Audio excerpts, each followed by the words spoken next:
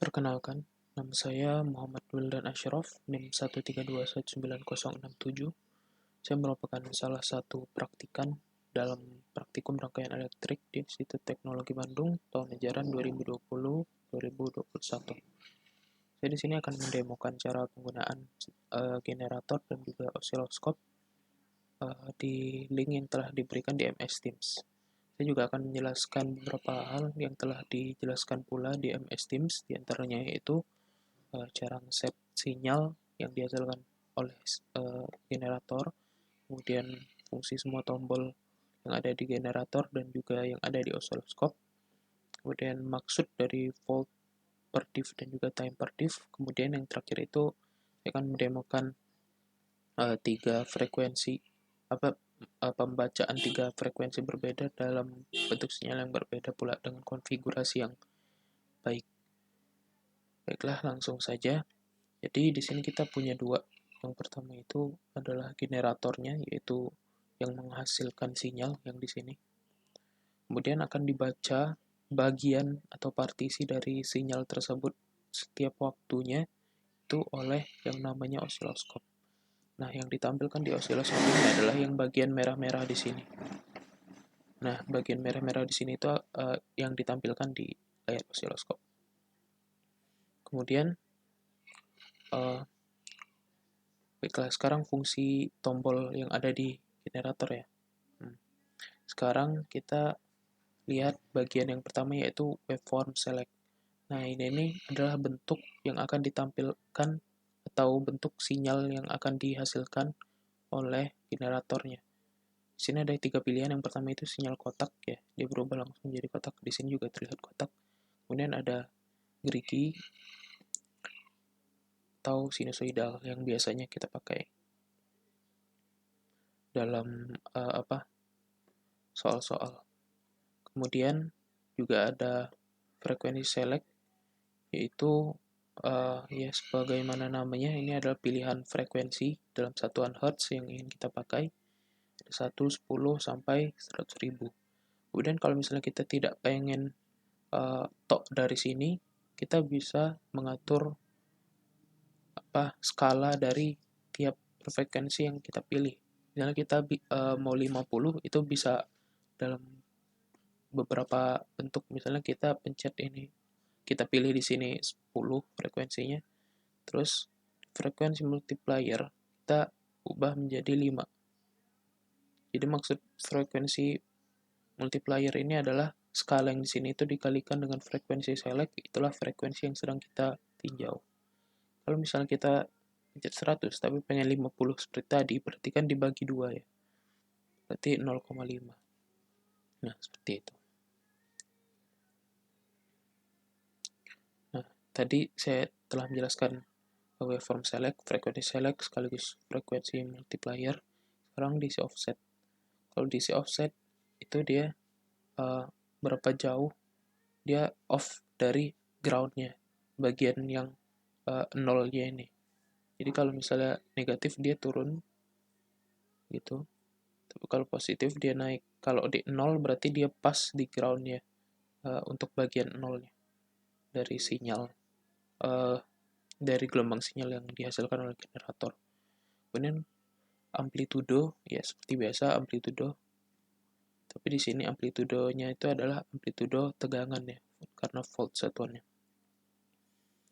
Nah, baik, itu tadi fungsi-fungsi tombol pada generator. Sekarang fungsi-fungsi tombol pada osiloskop.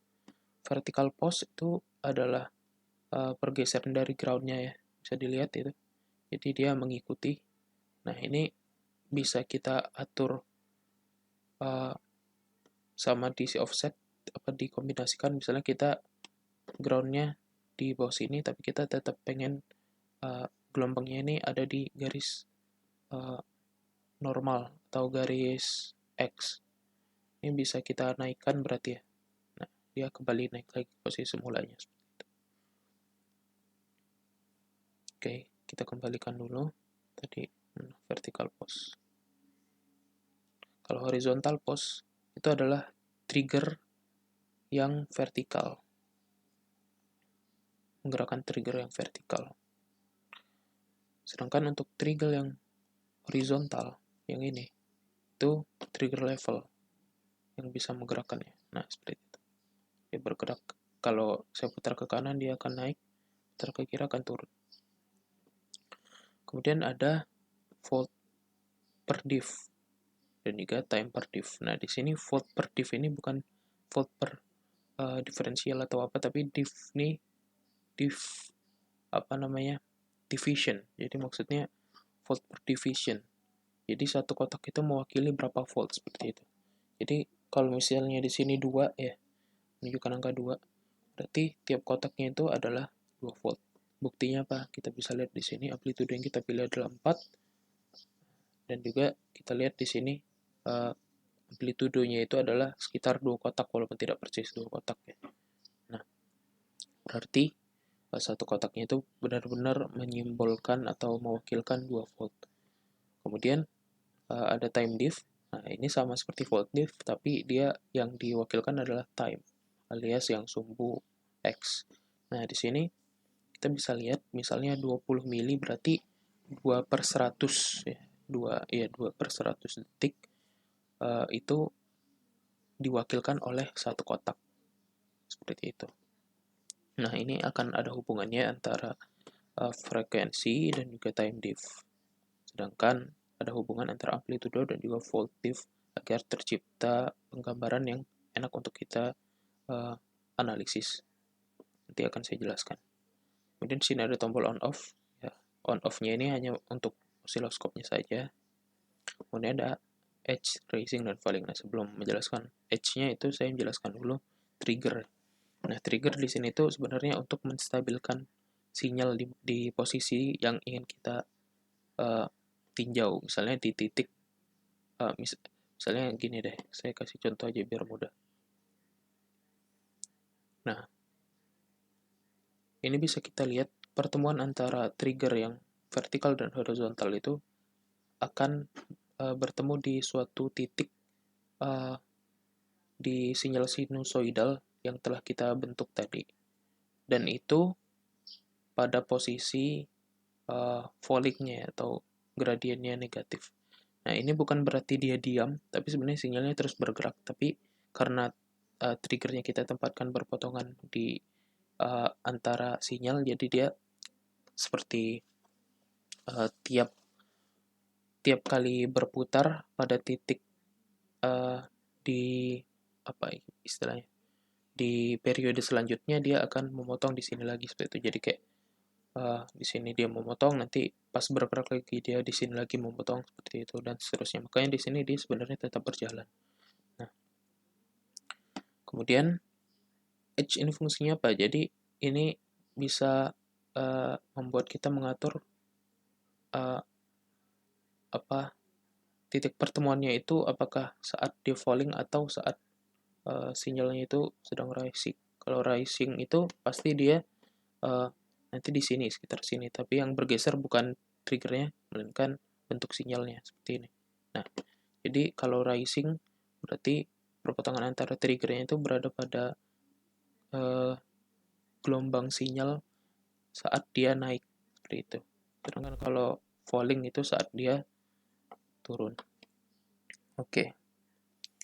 Sudah saya jelaskan tadi fungsi-fungsi semua tombol dari generator dan juga osiloskop, kemudian maksud trigger, dan juga maksud dari volt diff dan juga time diff. Sekarang saya akan mendemokan pembacaan output ya. Coba sekarang saya ingin formnya mulai dari yang kotak dulu. Nah, kalau misalnya kita mulai dari yang paling besar, ini kan, nah, walaupun kita sudah mengatur ke frekuensi multiplier yang sangat kecil, ini masih sulit nih untuk untuk dianalisis.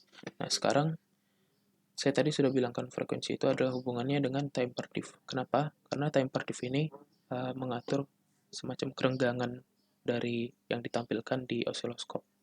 Karena begini, misalnya kita kecilin ini. Nah, nanti jadi lebih jelas. Kenapa? Karena begini, secara matematis, misalnya 100 ribu, ini kan 100.000 Hz. Kemudian kita pilih 0,2 frekuensi multiplier yang berarti 20.000 seperti itu kan. Nah, 20.000 Hz itu berarti 20.000 getaran per detik, seperti itu kan.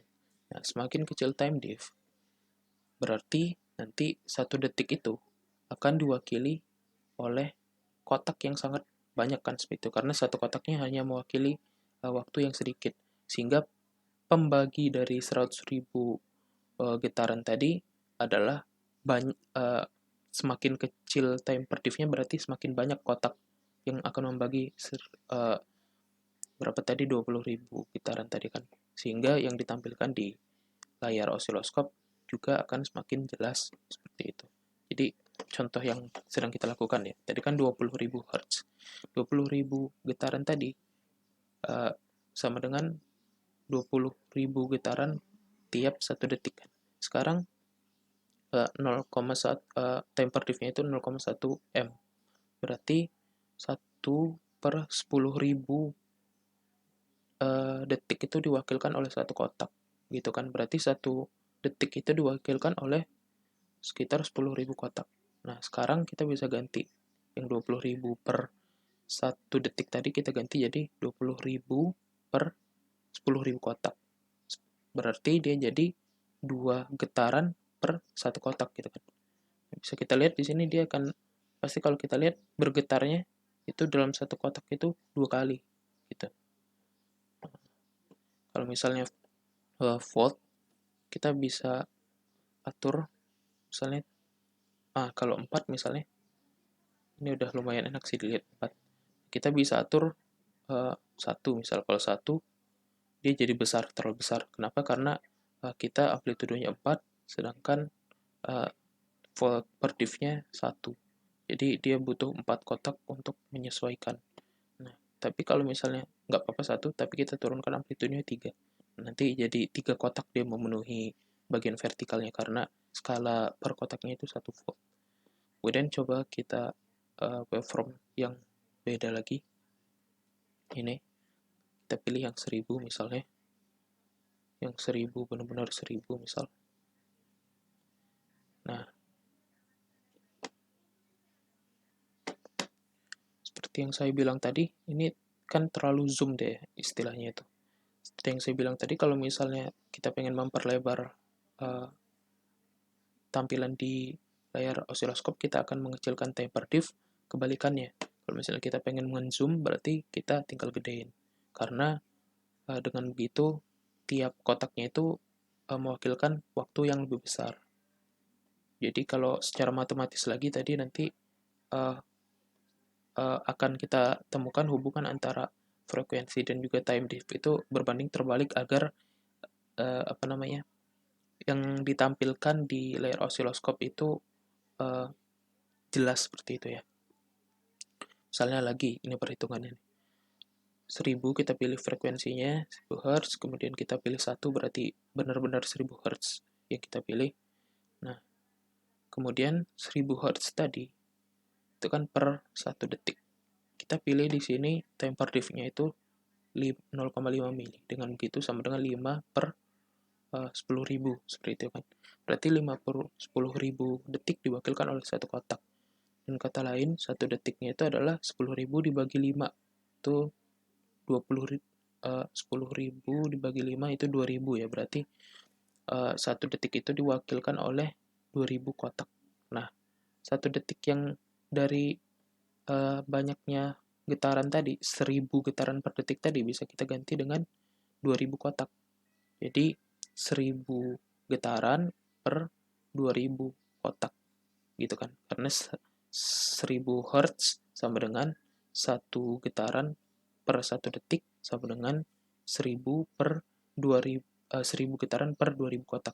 Berarti dia nanti setengah getaran tiap 1 kotak. Bisa dilihat di sini. Nah, ini kan tidak tepat di 0. Kita bisa atur di horizontal pose-nya agar tepat di 0. Nah, karena udah tepat di 0, kita bisa lihat nih. Ternyata benar, 1 kotak itu dia hanya setengah getaran. Gitu.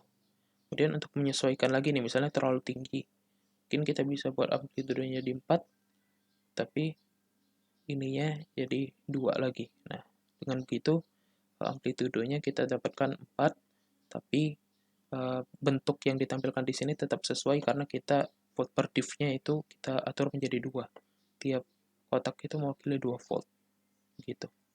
Terakhir untuk waveform yang ini kita coba 10 aja atau 20. Nah, di sini kan dia lebih zoom lagi ya. Berarti kita perlu time per diff-nya kita lebih besarin lagi. Nah, seperti itu.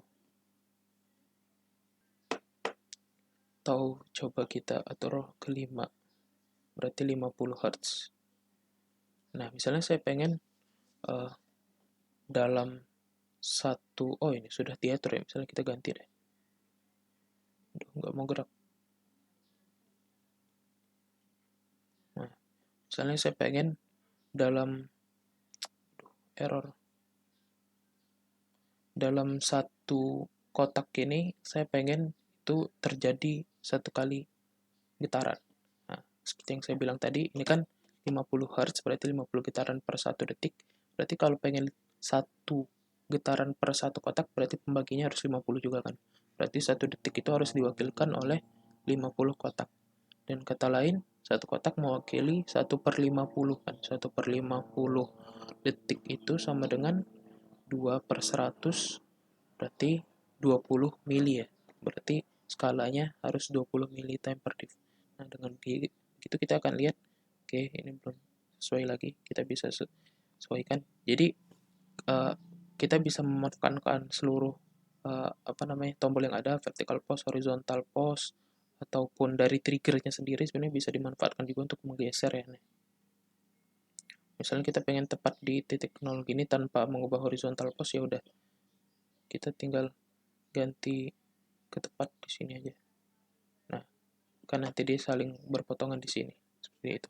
Jadi disesuaikan saja mau mengamatinya bagaimana gitu. Apa yang mau dianalisis dan manfaatkan seluruh tombol yang ada. Nah, di sini berarti bisa kita lihat kembali lagi tadi dalam satu kotak itu satu getaran sesuai yang kita inginkan. Seperti itu. Misalnya ini terlalu lebar, ingin dikecilkan. Ya udah, tinggal kecilin amplitudenya atau kecilin volt per diff-nya atau dua-duanya untuk menyesuaikan. Nah, dengan seperti ini kita bisa lihat kan tadi per kotaknya itu 2 volt. Kita punya amplitudo 3 volt, berarti dia itu sekitar 1,5 kotak deh memenuhi satu untuk amplitudonya seperti itu. Baik, mungkin itu saja yang dapat saya sampaikan. Mungkin ada yang ingin saya tekankan. Yang pertama itu adalah untuk mendapatkan sinyal yang baik itu biasanya antara frekuensi dan juga time per diff itu berbanding terbalik, sedangkan antara amplitudo dan juga volt per diff itu berbanding lurus.